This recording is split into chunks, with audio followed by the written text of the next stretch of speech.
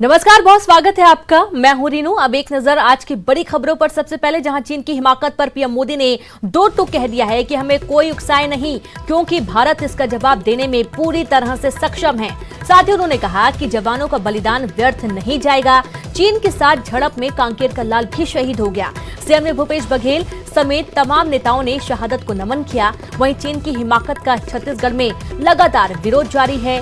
दुर्ग में चीनी झंडे और राष्ट्रपति के कांग्रेसियों ने पुतले जलाए हैं, तो वहीं प्रदेश के भीतर नक्सलियों पर नकेल लगाने के लिए जवानों ने कमर कस ली है। इस सिलसिले में सीएम हाउस में एक अहम बैठक हुई। इधर एमपी से छत्तीसगढ़ में भी टिड्डियों ने एंट्री कर दी है और राजनांदगांव कवर्धा में टिड्डियों को भगाने की कोशिश जारी है। बाकी इलाकों में भी अलर्ट है। वहीं अंबिकापुर की बात करेंगे। मेडिकल कॉलेज में एक बार फिर से लापरवाही सामने आई है, जहां मरीजों को उनके परिजन खुद स्ट्रेचर पर ले जाने के लिए मजबूर हैं। मॉनसून की दस्तक के बाद प्रदेश में कई जगह अच्छी बारिश हो रही है, जिससे किसानों के चेहरे पर खुशी छा गई है। वहीं कई जगह बद इंतजामी की वजह से जल भराव की स्थिति बन गई है, जिससे लोगों को काफी परेशानियों का सामना करना पड़ रहा है। ये 6 प्रमुख खबरें और उनकी तस्वीरें आपकी टीवी स्क्रीन पर।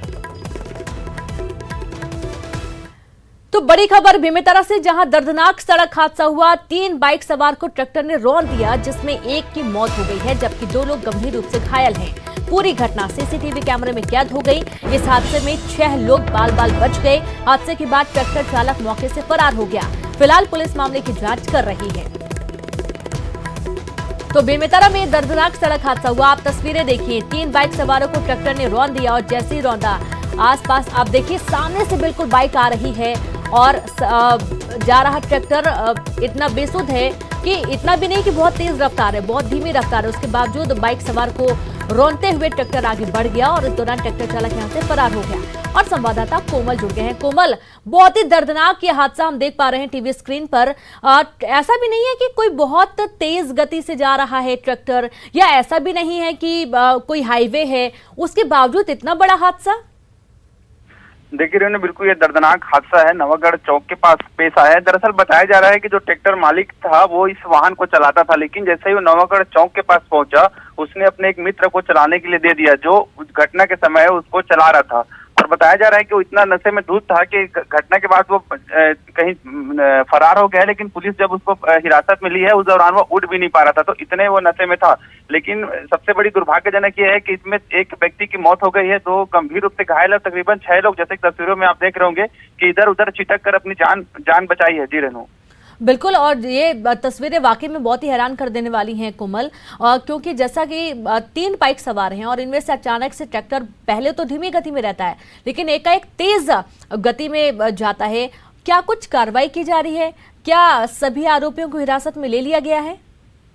देखिए, जो इस ट्रैक्टर में 2 लोग बैठे हुए थे, एक जो ड्राइव कर रहा था वो इंसान था और एक उसका ट्रैक्टर मालिक था। तो ट्रैक्टर मालिक को पुलिस ने हिरासत में ले लिया है। जैसे कि तस्वीरों को देख पा रहे हैं, ऐसा लग रहा है कि जो ट्रैक्टर को चलाने वाला व्यक्ति था वो ब्रेक की जगह एक्सीलेटर पे रख दिया है। जैसे कि मैंने आपको बताया कि जिस घटना पे जो हुई है उसी चौक में ही उस व्यक्ति को चलाने के लिए दिया था। तो जो व्यक्ति है वो उसने ये भी तस्दीक नहीं किया कि उसको ठीक से चलाने आता है या नहीं आता है, केवल ऐसी मुंह जुबानी की मुझे भी चलाने आता है, इस वाक्य में उसे चलाने के लिए दे दिया है। और ये मेन चौक था, क्योंकि यहाँ पे काफी व्यस्तम मार्ग है, जैसे कि तस्वीरों में भी दिख पा रहा होगा।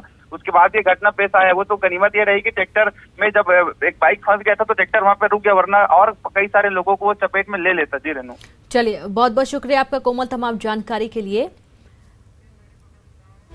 और अगली खबर का रुख करते हैं, जहां पर प्रधानमंत्री नरेंद्र मोदी ने लद्दाख में चीन से विवाद पर पहली बार बयान दिया है। पीएम मोदी ने कहा कि जिन जवानों की शहादत हुई है वो व्यर्थ नहीं जाएगी, और इसके साथ ही उन्होंने कहा कि हमें अपने जवानों पर गर्व करना चाहिए। वे मारते मारते शहीद हुए हैं। साथ ही पीएम ने कहा कि देश की संप्रभुता और अखंडता की रक्षा करने से हमें कोई भी रोक नहीं सकता। इससे किसी को भी भ्रम नहीं होना चाहिए।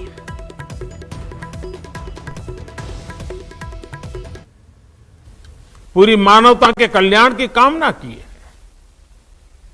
हमने हमेशा से ही अपने पड़ोसियों के साथ एक कोऑपरेटिव और फ्रेंडली तरीके से मिलकर काम किया है। हमेशा उनके विकास और कल्याण की कामना की है। जहां कहीं हमारे मतभेद भी रहे हैं, हमने हमेशा ही ये प्रयास किया है कि मतभेद विवाद न बने, डिफरेंसेस डिस्प्यूट्स में न बदले। हम कभी किसी को भी उकसाते नहीं हैं, लेकिन हम अपने देश की अखंडता और संप्रभुता के साथ समझौता भी नहीं करते हैं। हमने देश की अखंडता और संप्रभुता की रक्षा करने में अपनी शक्ति का प्रदर्शन किया है, अपनी क्षमताओं को साबित किया है। त्याग और तितिक्षा हमारे राष्ट्रीय चरित्र का हिस्सा है, लेकिन साथ ही विक्रम और वीरता भी उतना ही हमारे देश के चरित्र का हिस्सा है। मैं देश को भरोसा दिलाना चाहता हूं, हमारे जवानों का बलिदान व्यर्थ नहीं जाएगा। चीन से विवाद में कांकेर के लाल गणेश राम कुंजाम भी शहीद हो गए। खबर मिलने के बाद गणेश कुंजाम के पैतृक गांव में मातम पसरा हुआ है।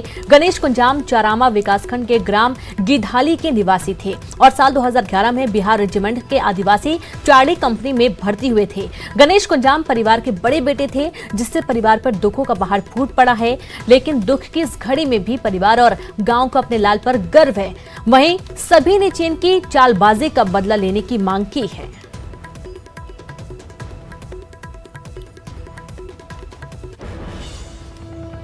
तो आप तस्वीर में जो देख पा रहे हैं वीर बहादुर गणेश कुंजाम की तस्वीर है, जहां पर पूरा परिवार अब शोक की लहर में, यहां तक कि पूरा गांव शोक की लहर में है। पिता को बेटे की शहादत पर गर्व है, लेकिन मां का रो रो कर बुरा हाल है। आपको बता दें, घर का सबसे बड़ा बेटा गणेश था और चीनी सैनिकों से लोहा लेते हुए शहादत को प्राप्त हुआ। ये मैं अपील करना चाहता हूँ कि जो मेरा भाई शहीद हुआ है उसका बदला, उसका हिसाब भारत सरकार से मेरी यही अपील है कि उसका बदला लिया जाए। 2011 में 2011 अब छुट्टी आए थे अभी? हाँ, छुट्टी आए थे जनवरी में आए थे। जवान बहुत ही निडर, साहसी और उद्यम में था। ये लड़का बिहार रेजिमेंट का था और 16 बिहार का था, जहाँ पे हमने 7 नौकरी किया है। और ये लड़का बहुत ही ईमानदार और बहुत ही निष्ठावान, जिसने उसने जो बलिदान दिया है, इसका पूरा बिहार रेजिमेंट और इंडियन आर्मी हमेशा इसका ध्यान रखेगी और ख्याल रखेगी। और हम उससे ये दुख को देखने के लिए हम इसके घर आए हुए थे।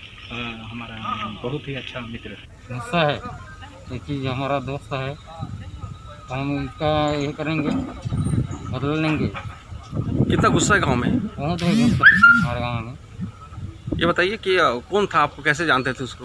मेरा दोस्त है जी। जगदलपुर में सिरहा सार चौक स्थित शहीद स्मारक के पास लद्दाख में शहीद जवानों को श्रद्धांजलि दी गई। लोगों ने शहीद जवानों को 2 मिनट का मौन रखकर श्रद्धांजलि दी और शहीद जवान अमर रहे के नारे भी लगाए गए। लोगों ने चीन द्वारा निर्मित सामानों के बहिष्कार का स्वदेशी सामान उपयोग करने का भी प्रण लिया है।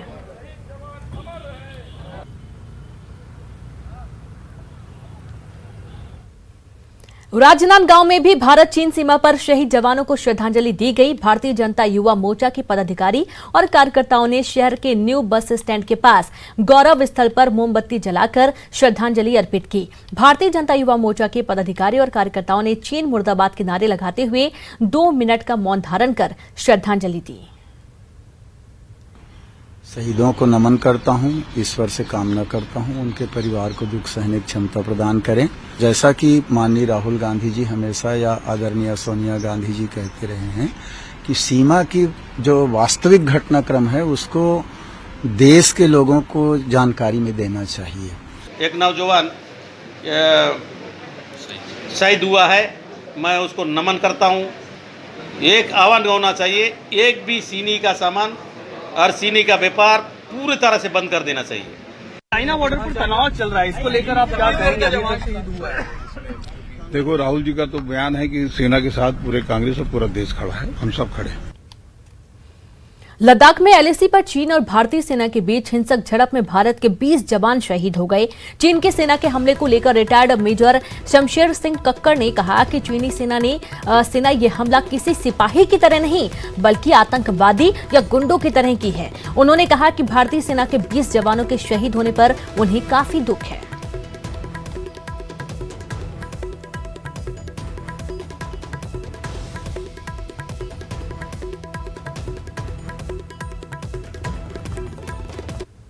पे ना उनको चाइनीज को ना इंडियन को वेपन्स नहीं रखते हैं हम। ये डर के कि फायरिंग हो या उससे हालात ना बिगड़े करके दोनों देश कंट्री में एक अंडरस्टैंडिंग है। और जैसे जवान खड़े हुए अनाम खड़े हैं, बिल्कुल ही लड़ाई की मेंटली फिजिकली कुछ प्रिपेयर नहीं थे। अचानक ही निकले बैट लेकर अचानक अटैक कर दिया। बहुत बुरा हुआ। हमारे 20 जवान मरे, उनके जितने मरे उनके 100 मरे, 47 बोलते हैं 40 बोलते हैं, 400 मरे तो भी हमें दुख है कि हमारे 20 मर गए हैं। ये नहीं चाहता कि हम तरक्की करें। वो अकेला एशिया में और पैसिफिक ओशन में, इंडियन ओशन में अकेला राज करना चाहता है।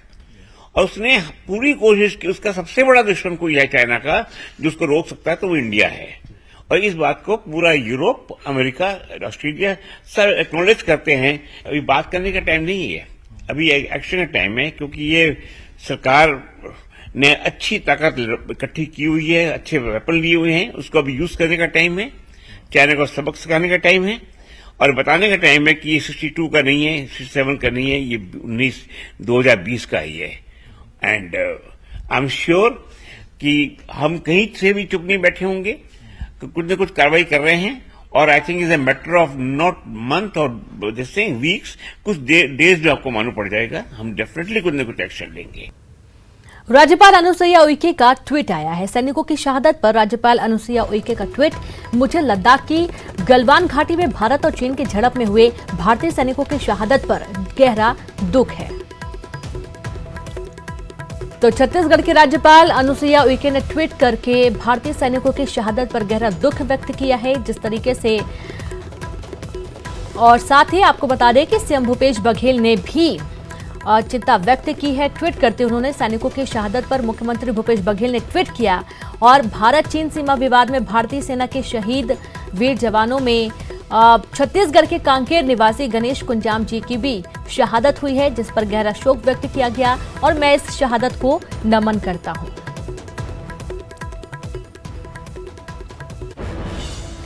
और आपको बता दें कि स्वास्थ्य मंत्री टीएस सिंहदेव ने भी इस शहादत को सलाम करते हुए श्रद्धांजलि अर्पित की है। सैनिकों की शहादत पर स्वास्थ्य मंत्री टीएस सिंहदेव का ट्वीट सामने आया, जहां कांकेर के शहीद जवान गणेश राम कुंजाम को उन्होंने श्रद्धांजलि अर्पित की। शहीद जवान के परिवार के प्रति संवेदना व्यक्त करता हूं, ऐसा उन्होंने ट्वीट में लिखा है।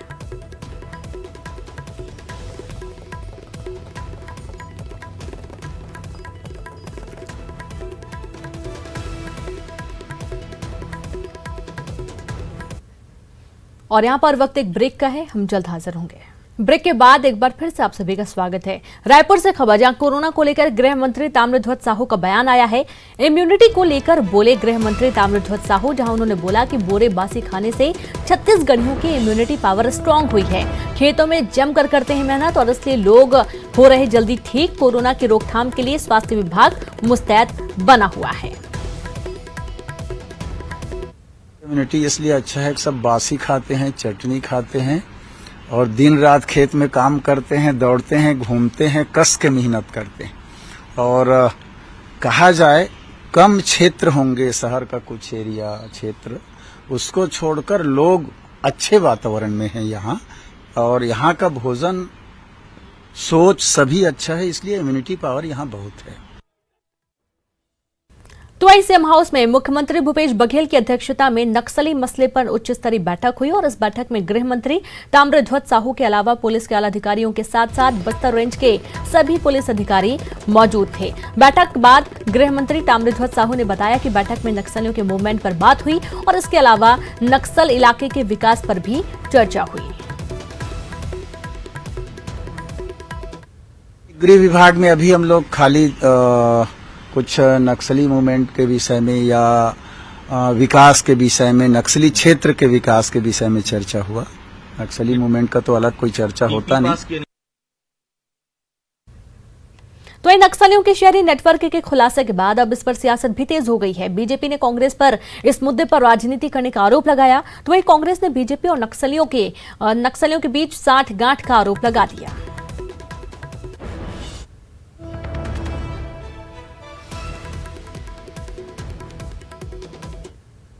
पार्टी कहती थी कि हम जीरम का सबूत जेब में लेकर घूमते हैं, वो आज तक एनआईए के सामने सबूत पेश नहीं कर सकी है। और जीरम में कांग्रेस के नेता दिवंगत हुए, कांग्रेस के नेता नक्सल घटना में मारे गए, लेकिन आपको मालूम है कि जो चर्चाएं किस तरफ इशारा करती रही कि कौन इसमें संलग्न है, ये किसी से छिपा हुआ मामला नहीं है। इसलिए कांग्रेस से ये अपील है और कांग्रेस से हम ये अपेक्षा करते हैं कि नक्सलवाद के नाम पर कम से कम राजनीति नहीं होनी चाहिए। भारतीय जनता पार्टी के जिला उपाध्यक्ष पकड़ा है, इसके अलावा भारतीय जनता पार्टी के तत्कालीन प्रदेश अध्यक्ष का सहयोगी और भारतीय जनता पार्टी के सांसद का प्रतिनिधि, भारतीय जनता पार्टी का मंडल अध्यक्ष, इस प्रकार पिछले 15 साल में भारतीय जनता पार्टी के रसूखदार नेता माओवादियों के सहयोगी के रूप में सामने आए हैं। तो चलिए, मुख्यमंत्री भूपेश बघेल की अध्यक्षता में सीएम निवास कार्यालय में राज्य में वन प्राणियों के संरक्षण के संबंध में महत्वपूर्ण बैठक आयोजित हुई। बैठक के बाद वन मंत्री मोहम्मद अकबर ने कहा कि हाथी की मौत को लेकर वन विभाग को सतर्क रहने के निर्देश दिए गए हैं। करंट से मौतें हुई है, उसमें सतर्क रहने की जरूरत है। विद्युत विभाग को भी निर्देश दिया जाएगा कि जो इलीगल तरीके से कनेक्शन लगा के और अपने खेतों तक पंप के लिए या बिजली लेके जाते हैं, तो उसके कारण भी मृत्यु हाथियों की हुई है। तो उससे विभाग को निर्देशित करने की बात हुई है कि इस प्रकार के यदि अवैध कनेक्शन पाए जाते हैं ऐसे क्षेत्रों में जहां हाथियों का विचरण हो, तो तत्काल जांच करके उसको अलग करें। धमतरी में हाथी के बच्चे की मौत का असली कारण पोस्टमार्टम रिपोर्ट से सामने आ चुका है। रिपोर्ट में लिखा है कि रेस्पिरेटरी डिस्ट्रेस यानी कि सांस लेने में तकलीफ के कारण मौत हुई है। धमतरी वन मंडल के डीएफओ अमिताभ वाजपेयी ने इस बात की पुष्टि की है।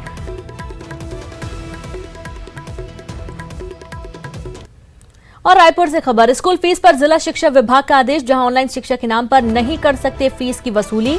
निजी स्कूल के मालिक नहीं कर सकेंगे फीस वसूली। फीस वसूलने पर स्कूल मालिक के खिलाफ कार्रवाई होगी। रायपुर के सभी निजी स्कूलों को आदेश जारी कर दिए गए हैं।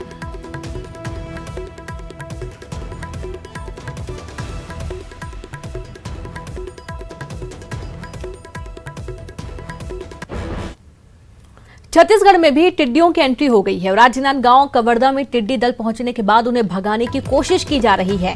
पानी, कीटनाशक का स्प्रे किया जा रहा है, वहीं पटाखे और टीन बजाकर टिड्डियों को भगाया जा रहा है। साथ ही बेमेतरा में भी टिड्डियों को लेकर अलर्ट जारी हुआ है। जगह जगह कीटनाशक का छिड़काव किया जा रहा है।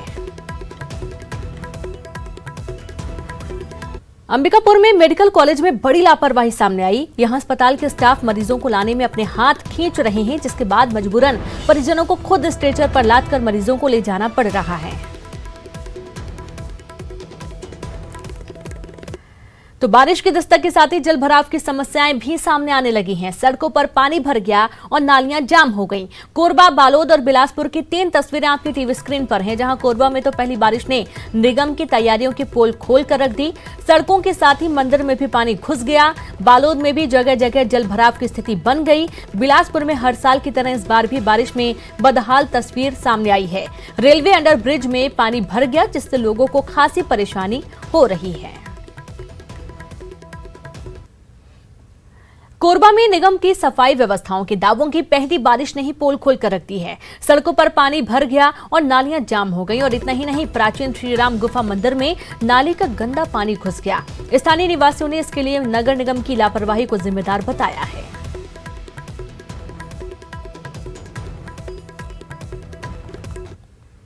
बलरामपुर जिले में मौसम में बदलाव हुआ है। कुसमी सहित कई जगहों में रुक रुक कर जोरदार बारिश हो रही है। बारिश के कारण मौसम में ठंडक आ गई है। नदी नालों में पानी भर गया है। लगातार बारिश होने से आम जनजीवन भी प्रभावित हो रहा है।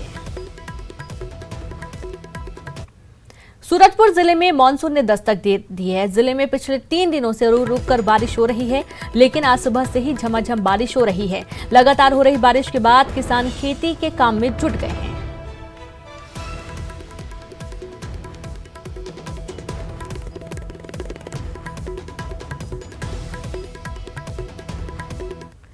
राजनांदगांव जिले के मेडिकल कॉलेज अस्पताल पिंडरी में कोरोना मरीज टिकटॉक पर वीडियो बना रहे हैं और अपने परिजनों को वीडियो भेज रहे हैं। उन्हें यह बताने की कोशिश कर रहे हैं कि आप लोग चिंता मत कीजिए, हम यहां सुरक्षित हैं और जल्द ही ठीक होकर घर आएंगे।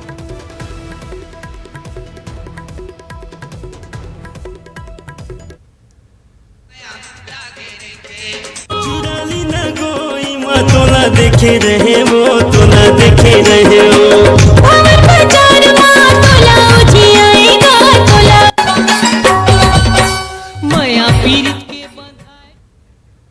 और इसी के साथ इस बुलेटिन में इतना ही। नमस्कार।